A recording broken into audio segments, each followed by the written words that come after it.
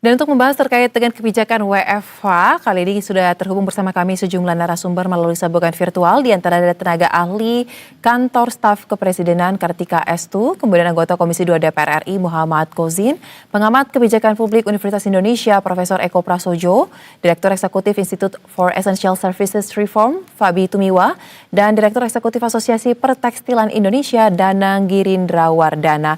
Halo, selamat malam Bapak Ibu, apa kabar? Selamat malam, Mbak Susan. Selamat malam, Assalamualaikum Bapak Ibu. Waalaikumsalam. Terima kasih telah meluangkan waktunya Bapak dan Ibu untuk berdialog di Berita Satu Utama. Saya ingin ke Mbak Kartika terlebih dahulu. Mbak Kartika, untuk WFH bagi ASN ini kan sudah dilakukan, disepakati di hari Jumat. Tetapi kalau mengacu kepada surat edaran dari Menteri Pan-RB nomor 3 tahun 2026 kan akan dilakukan, yang jadi garis bawah adalah penyesuaian cara kerja yang tetap berorientasi pada capaian kerja. Nah, pertanyaannya Mbak, bagaimana dari pemerintah memastikan bahwa implementasi WFH dari ASN ini akan tetap berjalan dengan prinsip akuntabilitas kinerja, bukan sekedar efisiensi anggaran, dan artinya tetap produktif nih Mbak, silakan. Iya, terima kasih Mbak Susa. Jadi kami sebagai pemerintah melihat bahwa keberhasilan dari kebijakan ini harus dijaga dari dua sisi sekaligus. Yang pertama yaitu hemat energi, tetapi juga tidak boleh mengorbankan output kerja gitu ya. Jadi karena itu ukuran yang dipakai bukan sekedar kehadiran fisik, tapi juga capaian kinerja yang terukur. Pemerintah sendiri juga menegaskan bahwa WFH ASN setiap Jumat adalah bagian dari transformasi budaya kerja betul yang lebih efisien, produktif, dan juga berbasis digital, serta diikuti juga dengan penguatan pengawasan kinerja oleh PPK atau oleh pimpinan instansi masing-masing. Jadi yang jelas adalah mobilitasnya ditekan, tetapi dari target kerja, kecepatan respon, dan juga kualitas layanan harus tetap baik atau minimal terjaga gitu ya.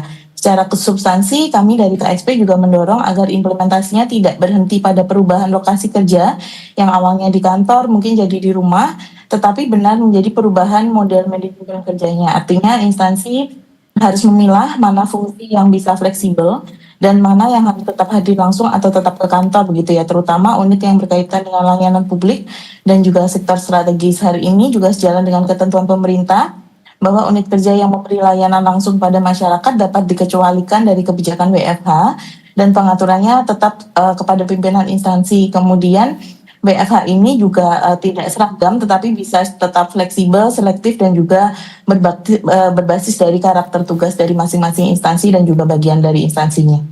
Baik, nah saya ingin pandangan dari DPR sebagai mitra kerja pemerintah. Gus Kozin, WFH bukan kali pertama kita lakukan di Indonesia. COVID kemarin menjadi momentum penting kita belajar untuk menyesuaikan, bisa bekerja dari rumah dari mana saja di tengah kondisi global yang memang lagi berkecamuk juga ya karena virus kala itu. Tapi kan saat ini karena adanya perang di Timur Tengah. Nah, menurut DPR sendiri, apakah opsi memilih hari Jumat, padahal sebelumnya hari Jumat sempat dalam tanda kutip ya jadi perdebatan, takutnya malah pada pergi liburan nih. Ini menjadi keputusan yang tepat atau bagaimana sebenarnya DPR menilai keputusan pemerintah untuk memutuskan WFH bagi ASN wajib 1 hari dalam 1 minggu ini? Silakan.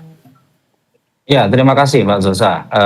Yang pertama, kami tentunya mengapresiasi ya inisiatif pemerintah untuk melakukan mitigasi awal bagian daripada merespon bagaimana gejolak geopolitik yang terjadi yang berdampak terhadap kenaikan harga minyak dunia ya, satu hal.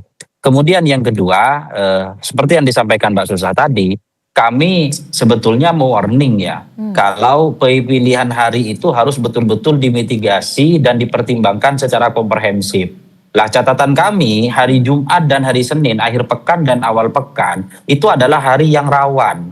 Karena ketika kemudian pilihan hari itu adalah hari Jumat, ini nanti akan muncul pemahaman dan pembiasaan bahwa ini menjadi long weekend. Begitu juga kalau ditunjuk di hari Senin. Tapi itu adalah sikap kami beberapa waktu yang lalu sebelum keputusan ini diambil. Ketika putusan ini diambil, mari kita kemudian melihat ini secara seksama dan memonitoring. Harapan kami dilakukan evaluasi monitoring secara berkala. Jadi sekali lagi pilihan kebijakan ini sudah diambil, kami di PKB sebagai bagian daripada partai koalisi tentunya menyambut baik, tapi tetap memberikan catatan kritis. Jangan sampai kemudian goal yang ingin dicapai terkait dengan meminimalisir mobilisasi apa namanya pekerja atau ASN dalam hal ini maupun pekerja swasta ini tidak tercapai. Alih-alih nanti menjadi tujuannya penghematan BBM, tapi yang terjadi justru nanti ada mobilisasi yang justru hanya bergeser hari saja. Nah ini kan penting untuk dilakukan monitoring dan evaluasi secara berkala, mungkin 1 bulan 2 bulan. Kemudian yang ketiga, sepakat tadi yang disampaikan dari KSP tadi bahwa ini tidak sesederhana hanya WFH atau pengurangan budaya kerja 1 hari dalam 5 hari ya, tapi bagaimana pemerintah untuk menyiapkan infrastruktur, baik itu regulasi, baik itu budaya kerja dan lain sebagainya, ada transformasi budaya kerja baru dari awalnya yang konvensional menjadi hybrid ya. Jadi ada hari yang offline, ada hari yang online. Lah kami juga meminta, karena kebetulan kami di Komisi 2 nantinya kepada Kemendagri untuk betul-betul memberikan himbauan, arahan dan edaran kepada pemerintah daerah untuk menangkap trigger kebijakan ini. Seperti contoh misalkan bagaimana infrastruktur transportasi umum itu bisa terintegrasi dan tersedia.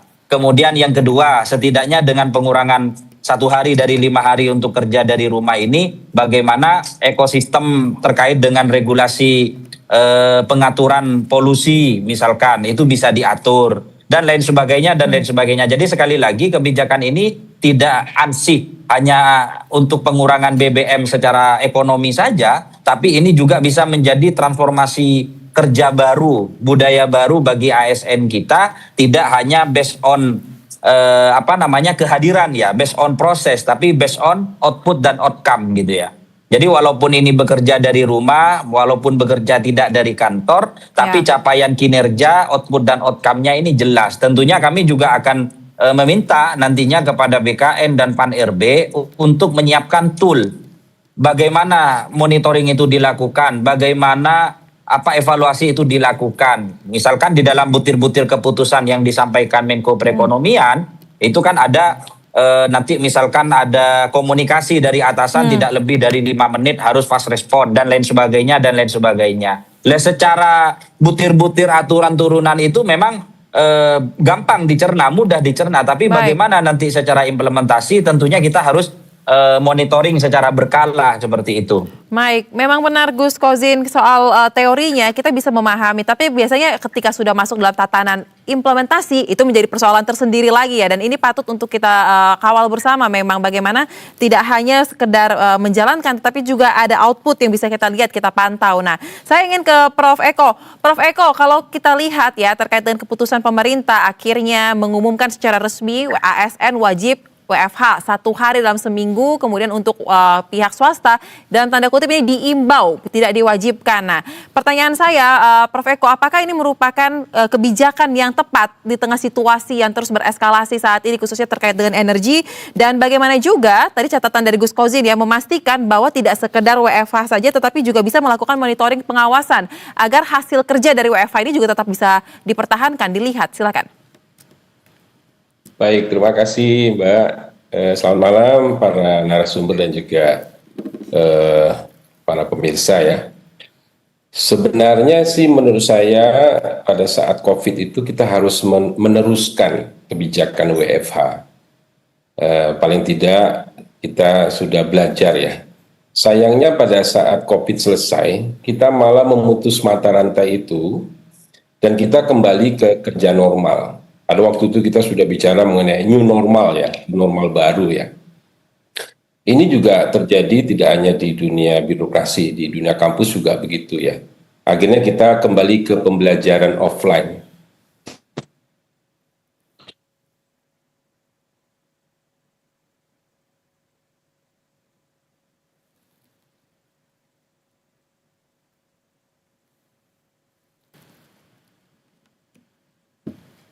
Iya.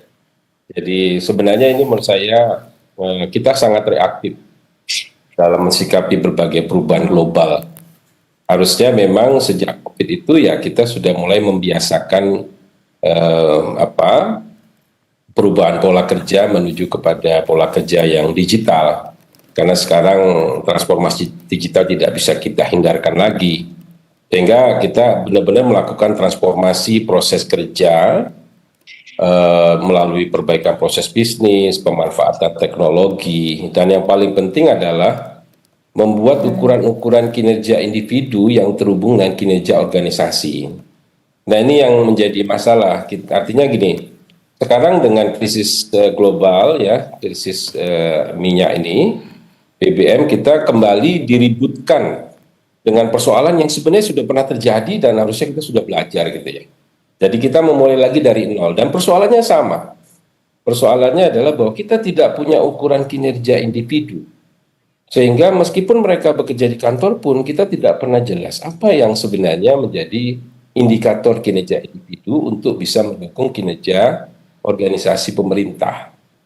Nah, dengan WFA yang sekarang kita ini mulai jalankan pada tanggal 1 April ini, ya memang resikonya tetap sama bahwa kita tidak bisa menjamin apakah para pegawai yang bekerja di kantor itu masih bisa berkontribusi secara produktif untuk mendukung pekerjaan-pekerjaan pemerintah. Jadi ini sebenarnya merupakan ya katakan momentum bagi kita, tadi Pak Kosin menyampaikan, untuk melakukan perubahan besar di dalam kerja-kerja birokrasi yang basisnya itu adalah kinerja didukung oleh pemanfaatan teknologi yang lebih advance ya.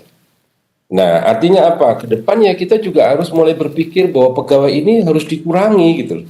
Dengan teknologi semua bisa dilakukan secara online, proses bisnis menjadi semakin padat, struktur menjadi semakin simple, dan bukan kebalik kita merekrut lebih banyak pegawai-pegawai, tapi justru kita harus berpikir menyederhanakan birokrasi dan kemudian mengurangi jumlah pegawai disesuaikan dengan pola kerja baru itu. Nah, soal hari Sabtu, hari Minggu tadi, Senin atau Jumat itu ya, memang ini catatan kritis ya.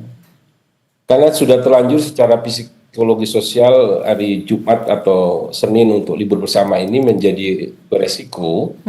Karena pada akhirnya orang akan berpikir bisa bekerja dari mana saja, ya, dan itu bisa dimanfaatkan untuk pergerakan. Padahal kita ingin BBM itu berkurang karena orang tinggal di rumah. Betul. Tapi karena orang berpikir saya bisa bekerja di mana saja, saya akan berlibur dari Jumat sampai Minggu, dan akhirnya orang bergerak juga.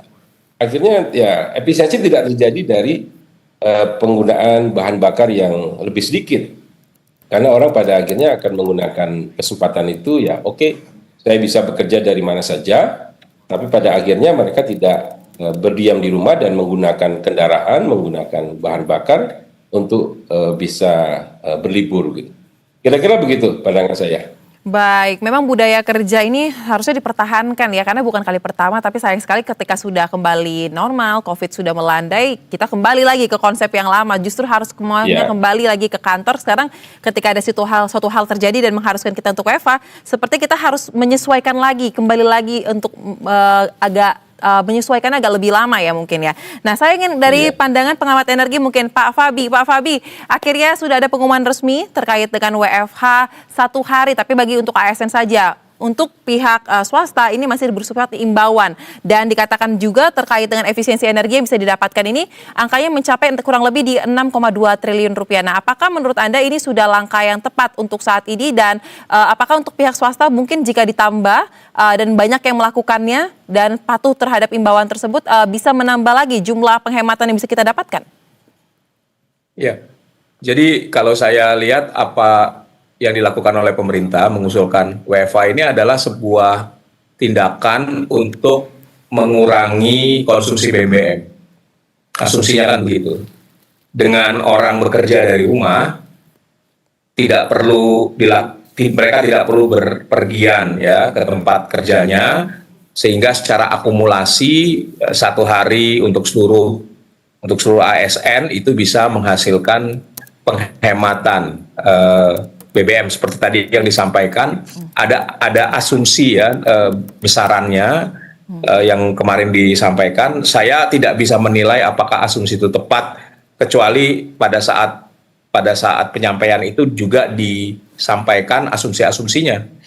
Ya, jadi agak sulit kalau kita bilang apakah benar akan ada penghematan sekian besar. Tapi kalau saya lihat ini adalah upaya pemerintah sebenarnya dan harus diapresiasi. Nah, berkaitan dengan penghematan tadi memang banyak faktor. Tadi seperti disampaikan oleh Prof. Eko, bahwa kalau orang bekerja di rumah, dia tidak berpergian ke tempat lain, maka penghematan itu bisa terjadi. Jadi, tapi kalau misalnya dia bisa bekerja dari mana saja, orang bisa berpergian, maka efek dari penurunan konsumsi BBM itu tidak akan terjadi, gitu ya. Dan juga kalau menurut hitungan saya, sebenarnya itu hitungan kasar saja, kalau dari hanya untuk ASN saja ya, itu mungkin dampak dari penurunan BBM-nya per hari untuk hariannya itu kurang dari 1% dari konsumsi BBM sekarang. Kenapa? Karena kalau kita lihat dari angka konsumsi BBM per hari itu kan tidak saja untuk ASN, tapi untuk banyak aktivitas ya. Ya, betul. Termasuk transportasi yang lain. Nah, jadi memang kalau dilihat, saya tidak terlalu yakin bahwa dampak untuk penghematan BBM itu sebesar yang diklaim. Tetapi bahwa ini adalah sebuah upaya untuk kita bersama-sama mengurangi terjadinya risiko pasokan atau krisis energi, itu adalah sesuatu yang harus diapresiasi. Nah, harusnya pemerintah juga mendorong upaya-upaya lain untuk menurunkan konsumsi BBM. Misalnya apa? Saya lihat kalau selama hari kerja, yang 4 hari kerja itu, masyarakat didorong untuk menggunakan kendaraan umum ketimbang menggunakan kendaraan pribadi, itu mungkin efeknya juga besar. Ya. Lalu yang saya lihat juga efeknya cukup besar ya untuk bisa menurunkan konsumsi BBM, itu adalah dengan menyesuaikan harga BBM. Kalau kita lihat misalnya apa? Yang paling besar hari ini subsidinya itu adalah solar dan pertalite. Ya. Nah, kalau kita lihat dengan misalnya menyesuaikan harganya, tidak dengan harga sekarang. Hitungan saya kalau misalnya bisa dinaikkan 20%. Karena walaupun masih disubsidi ya, tapi naikkan 20%, maka dampak penghematan BBM-nya itu jauh lebih tinggi daripada WFH. Jadi sekali lagi hal-hal ini harus dipertimbangkan pemerintah. Jadi tidak saja WFH, tapi ada kebijakan-kebijakan lain kalau memang tujuannya ingin mengendalikan konsumsi BBM. Gitu. Baik, jadi dalam kata singkat nih Pak Fabi, kan pemerintah memutuskan sebenarnya membatasi jumlah BBM subsidi yang bisa dikonsumsi tiap hari di 50 liter. Sebenarnya bisa lebih tepat jika dinaikkan saja harganya ya. Seperti itu Pak Fabi. Pembatasan konsumsi BBM bersubsidi itu sudah tepat juga, tapi akan lebih efektif kalau kita bandingkan menyesuaikan harga itu efek penghematannya lebih tinggi daripada penghematan BBM yang didapat dari WFH, karena reaksi ekonomi ya ketika kemudian harga BBM lebih tinggi, orang akan lebih selektif melakukan perjalanan. Dan ini juga yang tadi saya katakan, kalau hitung-hitungannya lebih murah menggunakan kendaraan umum, orang akan berpindah ke kendaraan umum ketimbang menggunakan kendaraan pribadi. Gitu baik, kira-kira. Efek psikologis yang dimunculkan ya ketika ada perubahan harga ya, ini bisa dipahami memang. Nah, saya ingin ke Pak Danang, perwakilan dari teman-teman asosiasi di tekstil. Pak Danang, untuk sektor swasta, pemerintah tidak mewajibkan, tapi kalimatnya adalah mengimbau untuk dilakukannya WFH. Tetapi mungkin ada 9 sektor atau industri yang kami catat ini tidak wajib atau tidak perlu untuk melakukan WFH, salah satunya memang tekstil. Nah, tapi dari secara garis besar mengenai keputusan pemerintah menetapkan terkait dengan kebijakan WFH ini diimbau untuk bisa dilakukan pihak swasta juga, Anda menilai ini sudah langkah yang tepat kah? Iya, kita apresiasi. Ini kan berangkat dari surat edaran dari Kemenaker yang barusan ya. Tapi intinya saya lihat sih ya fine-fine saja, dan seperti Prof. Eko tadi sampaikan bahwa ini kan kita sudah pengalaman di masa COVID yang lalu bagaimana mengatur WFH di dalam sektor industri, sektor produksi dan kegiatan jasa, itu hal yang biasa. Saya kira kita dukung aja apa yang sudah dilakukan oleh pemerintah, terutama tadi Pak Menko juga menyampaikannya secara conference ya, kami lihat ya, meskipun kami juga meragukan angka penghematan yang ditargetkan sebesar 6 triliun itu, saya kira tidak akan begitu adanya nanti. Karena kita juga berpikir begini Bapak, Ibu, Mbak Osa ya. Karena gini, di dalam semua sektor industri itu logistik dan transportasi itu menjadi komponen besar yang saat ini masih tidak bisa tergantikan kan. Apalagi kalau kita tidak bisa mengatur dengan baik mana sektor yang bisa atau departemen mana yang bisa melakukannya secara work from anywhere atau work from home, itu tidak akan terjadi seperti itu. Dan terima kasih kalau itu diserahkan kepada dunia usaha sehingga kita bisa mengatur sendirinya. Dan tidak ada edaran ini yang menyebutkan sebuah sanksi ya. Saya kira kita appreciate saja. Hampir semua sektor ya, kecuali sektor yang harus dilakukan secara tatap muka ya. Industri jasa perhotelan kan nggak mungkin dilakukan secara WFH. Jasa produksi tidak mungkin dilakukan secara WFH. Tapi itu akan sangat sedikit. Sektor-sektor yang dilakukan secara tatap muka itu yang tidak dikecualikan itu. Jadi kami meragukan adanya efisiensi tersebut. Meskipun kita mendukung ya, karena di dalam konteks surat edaran itu juga tidak hanya bicara mengenai WFH, tetapi juga berbicara mengenai saran untuk lebih menghemat atau lebih mengoptimalisasikan penggunaan energi, itu bagus banget. Ini menjadi salah satu bagian yang tentu saja kita dukung 100%. Kita justru berusaha menghemat kok dari pemakaian bahan bakar berdasarkan produksi fosil ya. Kita sudah bergeser untuk menjadi industri green gitu, menggunakan teknologi surya, menggunakan teknologi alternatif lain ya. Tapi di sisi lain kami sebenarnya ada satu rasa gimana ya, ya kita sudah tahu lah kalau pemerintah mungkin saat ini lebih berpikir pada kontrol konsumsi ya, kontrol penggunaan BBM ya, sebenarnya sudah sangat terlambat sih. Karena kita berpikir sebenarnya dunia usaha sudah dari dulu mendorong pemerintah untuk segera menggencarkan di sisi produksinya, di sisi supply-nya. Maksud saya di sisi supply, lifting minyak kita kan sangat sedikit ya. Pak Gorsin dan Pak Febi pasti tahu betul. Lifting minyak kita tidak pernah meningkat dari tahun ke tahun. Sementara jumlah kilang kita untuk pemurnian bahan bakar juga sangat tergantung dari impor luar negeri. Artinya dari segi produksi di domestik kita memang tidak selalu disentuh oleh pemerintah selama 20 tahun masa pemerintahan terakhir ini. Nah, keteteran kita di saat ini ketika ada masalah-masalah perang di Iran ini. Kemudian kita akan mengalami masalah yang lebih besar lagi kalau benar-benar kita tidak mampu merubah alternatif penyediaan suplainya. Jadi kita akan terus-menerus terjebak pada kontrol, pada konsumsi. Baik. Memang kita harapkan ini menjadi momentum ya untuk menyelesaikan pekerjaan-pekerjaan yang sempat tertunda seperti tadi ya, meningkatkan lifting minyak kita, kemudian juga menjadikan cara bekerja work from home atau work from anywhere ini menjadi suatu transformasi budaya kerja yang baru. Semakin tahun kita melihat bagaimana semakin lebih luas terkait dengan pola-pola kerja yang akan dilakukan. Kita akan lanjut ke pembahasan bagaimana konkretnya pengawasan atas WFH ini akan dilakukan usai jeda yang satu ini. Tetaplah di Berita Satu Utama.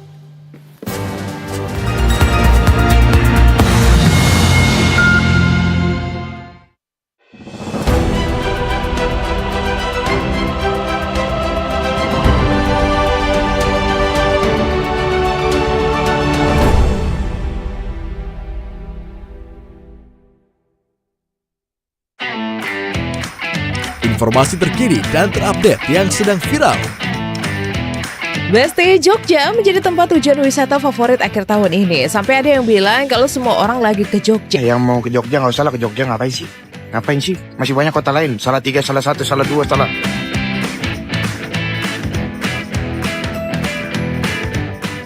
Ikuti berita viral.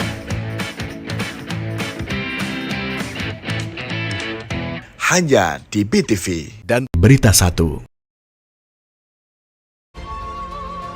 Karena yang unik hanya ada di Spot On.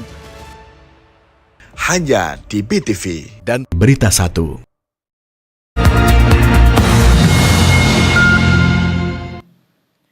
Baik, pemirsa, kita lanjutkan pembahasan. Saya ingin ke tenaga ahli KSP Mbak Kartika. Mbak Kartika, saya ingin membahas lebih spesifik terkait dengan bagaimana terobosan untuk pengawasannya. Kalau berkaca kepada WFH yang pernah dilakukan sebelumnya, apakah dalam WFH kali ini pemerintah telah menyiapkan mungkin untuk menggunakan suatu platform atau teknologi yang maksimalkan untuk memantau bagaimana kinerja-kinerja dari teman-teman ASN kita selama WFH ini berlangsung, atau justru ini akan menjadi keluasan atau keleluasaan bagi masing-masing instansi untuk menentukan sendiri bagaimana mekanisme pengawasan dengan mengacu pada indikator ditetapkan oleh pusat?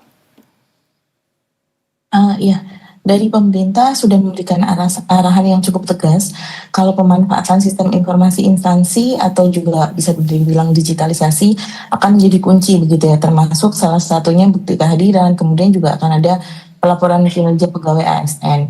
Namun kalau misalkan secara teknisnya seperti apa, itu nanti kami sebagai KSP juga melihat bahwa jangan sampai dalam pelaksanaannya di lapangan ada sesuatu yang berbeda. Jadi KSP akan memastikan bahwa orkestrasi kebijakannya tidak terpecah-pecah. Jadi akan mengawal agar arahan Presiden diterjemahkan secara seragam dalam prinsip, kemudian juga terukur dalam evaluasi, cepat dikoreksi jika ada deviasi di lapangan. Nah, pernyataan pemerintah sendiri sebenarnya menempatkan kebijakan ini sebagai bagian dari transformasi tata kelola pemerintah berbasis digital, sehingga integrasi pengawasannya bisa lintas KL dan juga nanti akan ada evaluasi begitu ya. Sudah dinyatakan oleh Pak Erlangga bahwa nanti dalam 2 bulan akan ada evaluasi apakah kebijakan ini berhasil atau tidak. Kemudian juga KSP melihat ada beberapa hal yang perlu kita lihat terkait dengan evaluasi kebijakannya, seperti misalkan dilihat dari bukti kehadiran, kemudian kalau kita lihat juga dari deliverables dari pekerjaannya, kemudian dari dashboard pimpinan bagaimana progres tiap unit kerja, dan keempat tentunya kita juga melibatkan masyarakat bisa memberikan pengaduan begitu ya kepada pemerintah, seperti misalkan jika ditemukan ASN yang pada hari Jumat ada yang bekerja misalkan di mall atau seperti apa. Nah, di sini juga perlu ditekankan bahwa seperti yang tadi dikhawatirkan juga oleh Pak Kozin begitu ya, dinyatakan perlu ditekankan bahwa WFH itu bukan hari libur tambahan begitu ya. Kementerian PAN-RB juga sudah menyatakan bahwa secara eksplisit bahwa ada pengaturan fleksibilitas kerja sebelumnya. Jadi pemerintah tidak memberi ruang untuk melonggarkan disiplin, tapi justru sedang mendorong birokrasinya menjadi lebih dewasa, kemudian juga diukur dari hasil bukan sekedar kehadirannya secara fisik.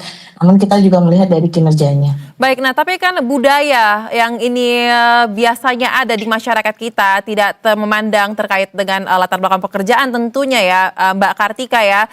Hari Jumat itu kan menjadi suatu hari yang dianggap perpanjangan dari hari Sabtu dan Minggu. Jadi hawa-hawanya udah nggak terlalu kerja banget nih. Nah, bagaimana memastikan juga nih terkait jika mereka melakukan dalam tanda kutip bandel, melanggar terkait dengan WFH-nya ini, bukannya bekerja tapi malah males-malesan mungkin seperti itu ya. Sanksinya ada sanksi khusus nggak sih atau tetap mengacu kepada sanksi yang sudah ada selama ini? Iya, sebenarnya pemerintah terkait dengan pemilihan hari Jumat tentu sudah berbagai pertimbangan ya, serta ada opsi-opsi yang kita lihat. Kemudian juga hari Jumat dipilih menjadi opsi yang paling baik karena dapat diterapkan karena kita melihat dengan durasi kerja dan juga biasanya kan memang seperti yang tadi disebutkan mungkin hari Jumat tuh cenderung lebih orang sudah tidak terlalu produktif begitu ya. Namun terkait dengan sanksi tentu nanti akan ada teknisnya yang seperti apa, seperti yang tadi juga sudah saya nyatakan bahwa masyarakat bisa ikut mengontrol, masyarakat bisa melihat apalagi sekarang dengan adanya media sosial yang begitu luas, masyarakat bisa melaporkan apakah misalkan dilihat ASN yang tidak bekerja atau misalkan nanti akan kita lihat juga seperti apa pengurangan dari mobilitas dari masyarakat. Nah, itu akan menjadi salah satu pertimbangan juga terkait dengan sanksinya. Tentu nanti akan kita bicarakan begitu ya dari KL seperti apa, kemudian pengawasan dari pemerintah pusat seperti apa terkait dengan sanksi jika ada yang melanggar WFH ini.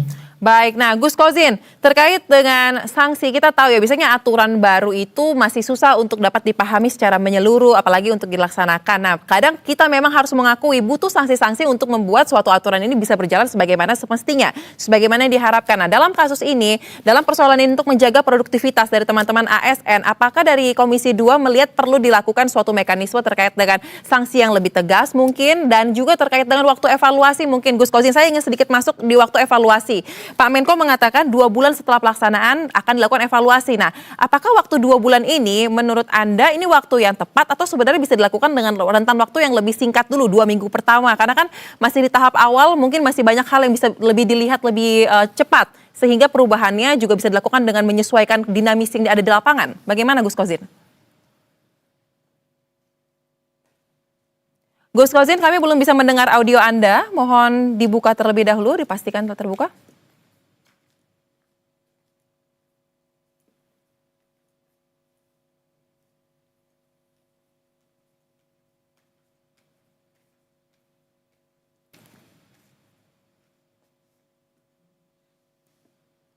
Baik, Gus Kozin, apakah masih mendengar suara dari studio? Baik, silakan. Sudah jelas? Baik. Sudah jelas ya? Ya. Ya, saya ingin mengunderline tadi yang disampaikan Prof. Eko ya, menarik ya. Jadi sebelum kita membahas terkait mekanisme monitoring, evaluasi, sanksi, dan lain sebagainya, kita harus memiliki tool atau parameter alat ukur apakah ini berkinerja baik atau tidak.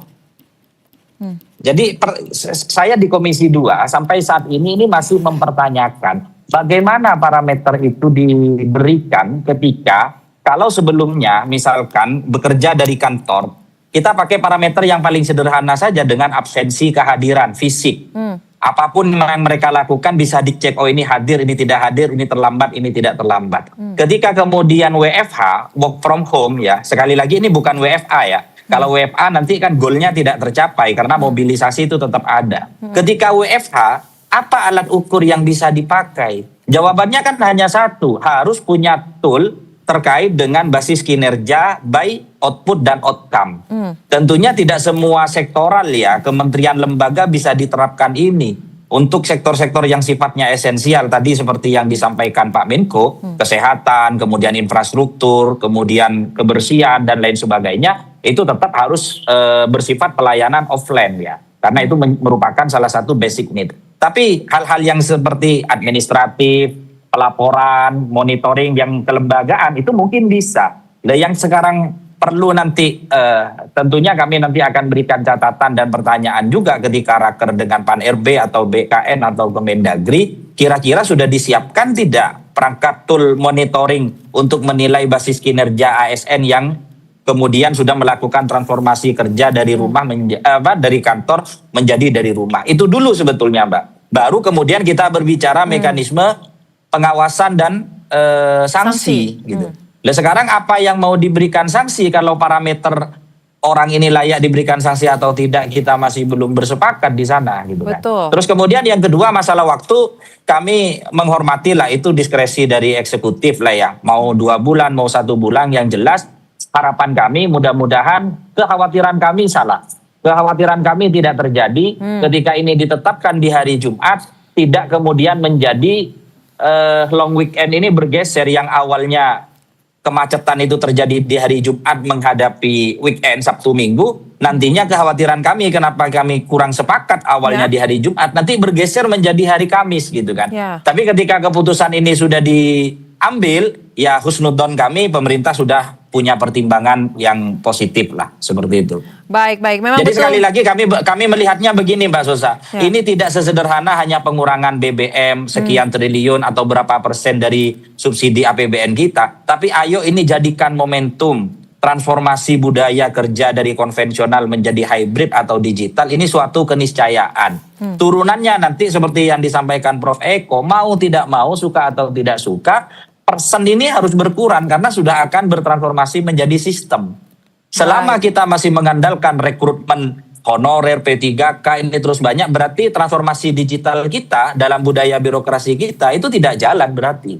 Sederhananya kan seperti itu. Baik, mau tidak mau memang kita akan mengarah ke sana ya, karena perubahan zaman juga menuntut untuk bisa mengarah ke sana. Nah, Prof. Eko, jika Anda tadi menggarisbawahi seperti yang disampaikan juga oleh Gus Kozin soal keberadaan tool, alat ukur untuk berkinerja baik, artinya kan selama ini Anda melihat belum ada nih yang jelas bagaimana pemerintah menetapkan standar tersebut. Nah, sebagai seorang akademisi, Prof. Eko, kira-kira saran Anda seperti apa pemerintah bisa menyusun terkait dengan standar kerja ini? Apakah dari titik mana mungkin yang bisa disusun terlebih dahulu, mungkin siapa saja yang dilibatkan sehingga untuk pelaksanaan WFH pada periode kali ini benar-benar bisa kita lihat ada tolak ukur yang jelas ya?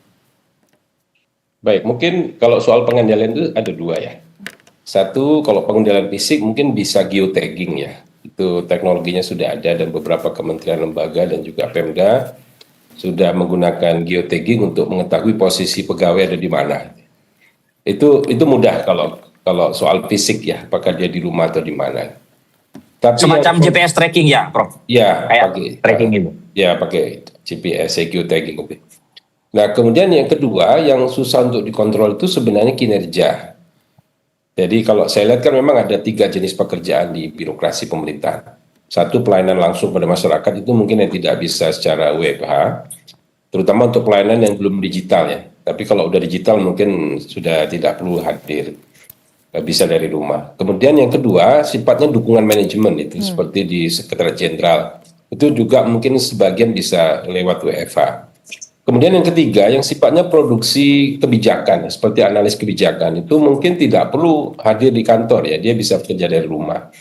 Dan penilaiannya mungkin lebih gampang kalau yang ketiga, karena misalnya satuan produk dari pekerjaan itu katakan policy brief atau rekomendasi kebijakan ya, atau draft peraturan itu masih bisa diukur itu ya. Nah, itu mungkin yang perlu ditetapkan untuk setiap kategori pekerjaan itu apa kira-kira ukuran kinerjanya kalau dia seandainya bekerja di rumah. Nah, memang sekali lagi menurut saya yang paling penting gini, sekarang ini mereka bekerja di kantor aja belum tentu bisa diukur kok kinerjanya selain kehadiran fisik dengan absensi ya, dengan presensi gitu. Apalagi para pegawai negeri ini, mohon maaf, harus bekerja di rumah. Memang susah itu mengukur kinerjanya. Karena tidak ada ukuran kinerja yang terhubung langsung dengan organisasi gitu. Nah ini menjadi masalah. Jadi saya mendorong ini momentum kita untuk menetapkan ukuran-ukuran kinerja individu yang terhubung dengan kinerja organisasi. Tapi problemnya tidak semudah itu, karena problem kinerja organisasi juga nggak jelas gitu. Nah ini jadi masalah lagi gitu. Kalau kita lihat rencana kerja anggaran kementerian, lembaga, dan Pemda, itu pada umumnya kegiatan. Ya. Jadi kehadiran orang dalam kegiatan dan seterusnya. Bukan pada output, outcome, dan impact. Jadi ini problem yang harus kita atasi kalau kita mau melakukan transformasi digital, bekerja dari rumah atau dari mana saja. Dan itu momentumnya sudah lepas setelah kita COVID. Orang kita lupa semua gitu bahwa kita harus memperoleh manfaat dari adanya COVID dengan melalui proses kerja baru, budaya kerja baru dengan transformasi digital. Nah sekarang timbul lagi masalah global yang saya pikir ini menjadi momentum bagi kita semua untuk bersama-sama mempersiapkan transformasi digital tadi itu. Sehingga kalau seandainya terjadi krisis ya kita bisa menanggulangi. Satu lagi catatan saya, sebenarnya banyak anggaran yang tidak efisien, termasuk belanja pegawai yang sangat besar. Pak Kozin mungkin tahu ya, belanja pegawai kita tuh sangat besar sekarang ini. Dan itu fixed cost ya, artinya belanja yang memang harus kita keluarkan. Nah, mengapa kita tidak berpikir misalnya right sizing jumlah pegawai untuk mengurangi beban anggaran yang begitu besar karena krisis ekonomi dan seterusnya. Nah, kenapa pegawai pemerintah dengan perjanjian kerja itu diadakan? Ini adalah salah satu tujuannya kalau kita menghadapi krisis semacam ini, krisis ekonomi, mereka itu bisa dikurangi untuk mengurangi beban pegawai. Baik. Nah, hanya saja kan sekarang memang ini jadi problem ya, karena pengangkatan pegawai atas nama P3K ini ya memang tidak berbasis kepada kebutuhan pekerjaan di ASN gitu ya. Baik. Nah, saya pikir itulah kira-kira. Baik, kompleks ya Prof ya untuk melakukan perbaikan dan juga transformasi menuju budaya kerja baru ya. Tidak hanya di sisi hilir ya ketika suatu momentum terjadi, tetapi juga dari hulunya perbaikan besar juga harus dilakukan agar selaras nih dari pusat hingga ke sisi daerahnya ya. Catatan penting mungkin untuk pemerintah ada Mbak Kartika, kita harapkan juga ini menjadi atensi ya Mbak Kartika. Nah tapi saya ingin masuk ke Pak Fabi. Pak Fabi, jika memang ternyata pemerintah seperti yang disampaikan oleh Menko Perekonomian ya menginginkan agar budaya kerja yang saat ini dihimbau dilakukan oleh pihak swasta dan juga diwajibkan bagi ASN ini bisa menjadi suatu transformasi budaya kerja baru. Pertanyaan Pak Fabi, apakah Anda melihat jika ini benar-benar bisa dijalankan nantinya kebutuhan energi kita khususnya mungkin untuk BBM ya bisa akan semakin dihemat, semakin mengecil atau seperti apa justru jika ternyata kita memiliki perubahan baru dalam bekerja?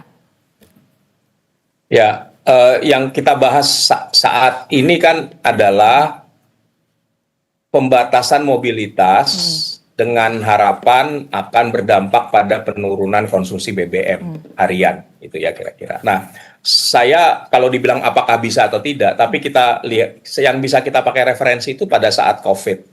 Pada saat COVID terjadi restriksi mobilitas yang jauh lebih besar daripada 1 hari kan. Dan kalau berdasarkan data yang ada misalnya, kita melihat di kota-kota besar, penurunan mobilitas itu pada saat puncak ya, pada saat puncak COVID itu bisa turun kira-kira 30-40%. Implikasinya apa? Implikasinya adalah konsumsi bahan bakar itu turun 15-20%.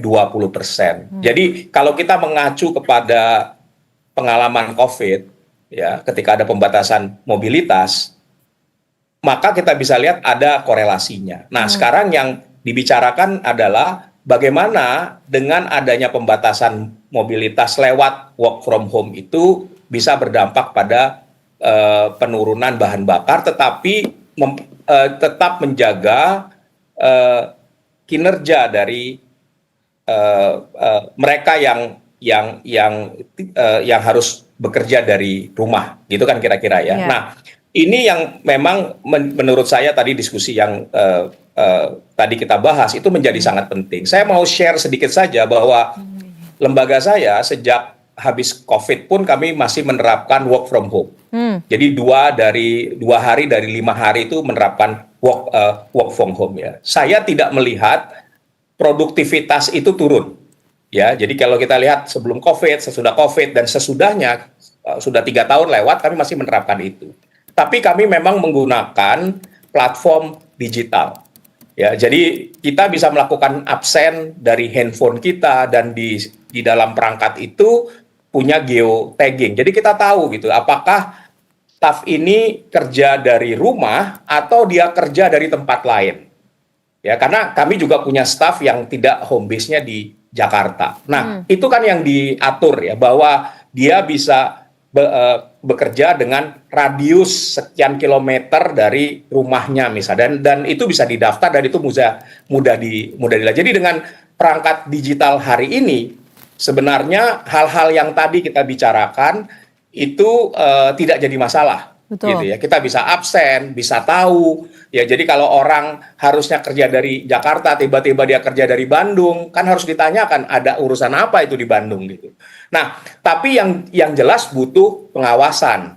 Tetapi platform digital itu sangat penting. Jadi kalau sekarang mau dibilang adalah smart work gitu ya, menggunakan platform digital itu sangat tepat menurut saya. Lalu kemudian kinerja harian juga bisa dengan mudah diukur kan gitu ya. Jadi harus menyelesaikan apa pada hari ini, pada akhir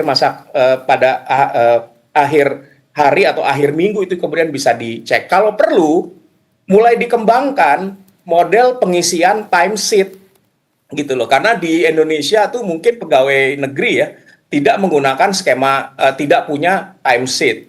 Misalnya di swasta itu sudah wajar untuk menggunakan timesheet. Ya, tiap minggu kita harus isi dalam 8 jam kerja setiap hari saya harus melakukan apa dan hasilnya apa. Nah, kalau dengan cara-cara ini dilakukan, saya kira akan lebih efektif ya. Dan juga tadi selain WFH kan kalau saya lihat ya dengan adanya WFH ini, maka mobilitas yang misalnya dilakukan kalau misalnya ada rapat.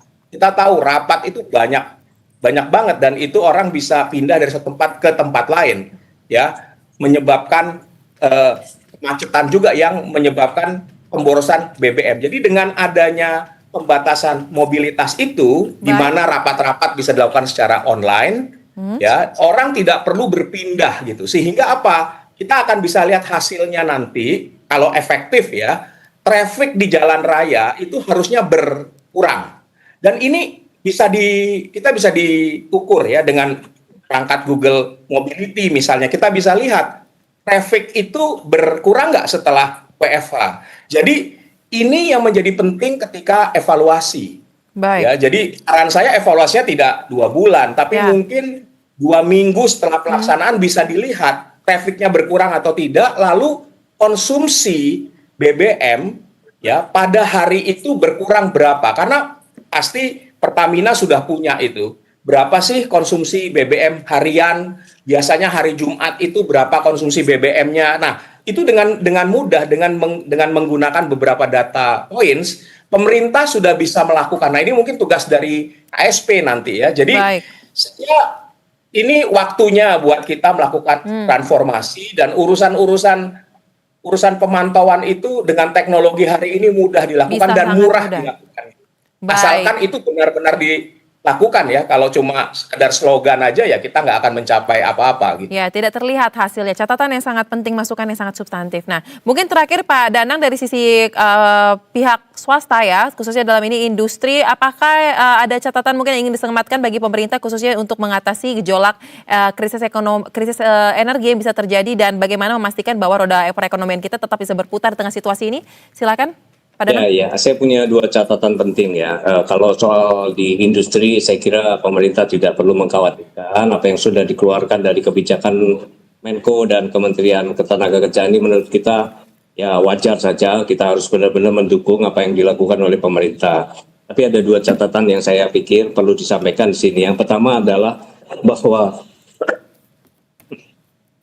bahwa apapun kebijakan yang dilakukan pemerintah, walaupun terhadap ASN-nya itu akan berkorelasi dengan kepentingan kita di swasta, Bu. Kenapa? Misalnya satu terkait dengan perizinan, pelayanan perizinan ya, bukan pelayanan publik dasar ya. Pelayanan publik dasar itu pendidikan, kesehatan, transportasi apapun itu terkait dengan pelayanan publik dasar. Tapi pelayanan perizinan ini sangat terkait dengan keterbatasan waktu yang ada, mengingat saat ini juga pelayanan perizinan terkait misalnya ya BPN ya, itu kan antriannya panjang nih, Badan Pertanahan Nasional, Samsat, terus layanan PTSP yang sekarang didelegasikan, kalau di DKI kan delegasi ke kecamatan. Baik. Kemudian layanan AMDAL, ini layanan-layanan yang harus membutuhkan ketersediaan ASN berada di lapangan. Dan saya khawatir nanti kebijakan WFH ini justru mengurangi kinerja pemerintah dalam memberikan pelayanan publik non dasar, pelayanan publik yang berupa perizinan atau pembayaran, nah seperti inilah. Nah kami khawatir bahwa ketika tidak ada tolok ukur seperti yang disampaikan oleh Pak Kosin tadi, tolok ukur itu tidak ada, maka salah satu yang menjadi korban adalah dunia sektor swasta, karena kita sangat tergantung pada kecepatan pelayanan yang dilakukan oleh pemerintah. Nah yang kedua memang benar bahwa kita harus berangkat dari bagaimana mekanisme pengawasan atau koordinasi dari teman-teman kita di ASN dalam rangka memberikan pelayanan di sektor swasta ketika itu berjalan antar kementerian, antar ke lembaga atau antara pusat ke daerah. Setiap layanan yang dilakukan melalui kebijakan unkonvensional ya, tidak konvensional atau melalui WFH ini pasti akan terhambat juga.